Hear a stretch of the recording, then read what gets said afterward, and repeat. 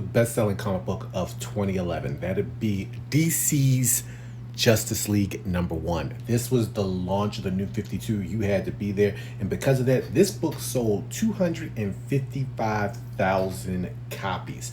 The New 52 might be gone, but this had an enduring effect. You put Jim Lee on the cover, you get Jeff Johns. Hey, print money. In 2012, you couldn't escape The Walking Dead, whether it be the TV show or the comics. And because of that, Walking Dead 100 sold like gangbusters, with a book, spoiler ahead, having the death of Glenn and our first real introduction to Negan. This book went on to gross close to 385,000 copies.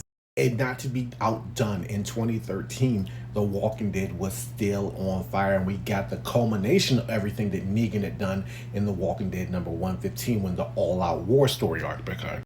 With this issue selling 329,000 copies.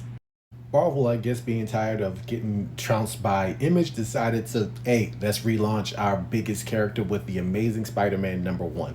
At this point in time, I think the Amazing Spider-Man had only ever been relaunched once before this. And because of that, Marvel showed why Spidey is one of the greatest heroes of all time, selling 529,000 copies. So if I said what comic during the 2010 sold 1 million copies, and you said Star Wars, you'd be correct. This was on the tip of everyone's tongue. Star Wars had just been purchased by Disney.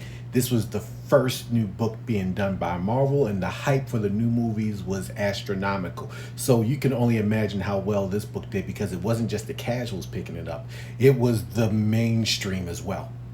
I don't think anything will ever touch this issue. Loot crates. Loot crates. One of the biggest sellers of the decade is because of loot crates, and that would be Big Trouble in Little China and Escape from New York #1, which sold close to 422,000 copies because so many people were involved with Loot Crate at the time.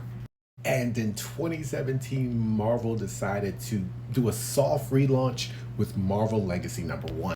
This was their steer to embracing sidekicks and the legacy of heroes like Captain America, Steve Rogers, and Sam Wilson, Miles Morales, and Peter Parker. It was supposed to mark this new era post all of the events they recently have, and kind of focusing everyone back on square one. And people must have been intrigued because this sold 305,000 copies. And in 2018, yeah, enough said, the biggest seller of that year with 80 pages and God knows how many different variant covers would be Action Comics 1000. One of the first comic books, mainstream comic books, reaching 1000. It was a big moment. And because of that, this issue sold 504,000 copies. And to end out the decade, DC, who also started the decade with the biggest selling book, you know it's got to be Batman with Detective Comics 1000. You take what they did with Superman and you add more different variants, and now you have Batman as well. With a hefty book, with I think coming in at a price tag of like $9.99, it still sold 574,705 copies. After this, things would go down a little bit because, well, 2020 was about to come, and that was going to have a whole new effect on the comic book industry. Did any of these issues surprise you with the amount they sold, and do you own any of them? Please let me know below what you consider one of the best books of 2011 to 2019. We'll just say the 2010s.